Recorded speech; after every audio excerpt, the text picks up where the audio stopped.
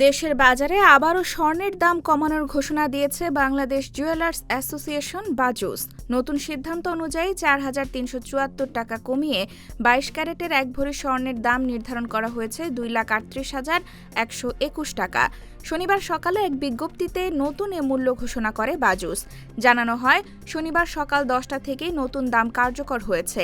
বাজুস বলছে, স্থানীয় বাজারে তেজাবি স্বর্ণ বা পিওর গোল্ডের দাম কমে যাওয়ায় সার্বিক পরিস্থিতি বিবেচনায় স্বর্ণের নতুন মূল্য নির্ধারণ করা হয়েছে। নতুন দর অনুযায়ী প্রতি ভরি ২২ ক্যারেট স্বর্ণ বিক্রি হবে ২,৩৮,১২১ টাকায়। এছাড়া ২১ ক্যারেটের প্রতি ভরি স্বর্ণের দাম নির্ধারণ করা হয়েছে ২,২৭,৩৩১ টাকা।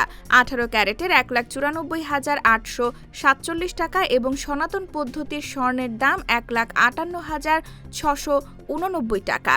এর আগে সর্বশেষ গত ১৫ মে স্বর্ণের দাম সমন্বয় করেছিল বাজুস। চলতি বছরে এখন পর্যন্ত দেশের বাজারে ৬৫ দফা স্বর্ণের দাম সমন্বয় করা হয়েছে। এর মধ্যে ৩৫ বার দাম বাড়ানো হয়েছে এবং ৩০ বার কমানো হয়েছে।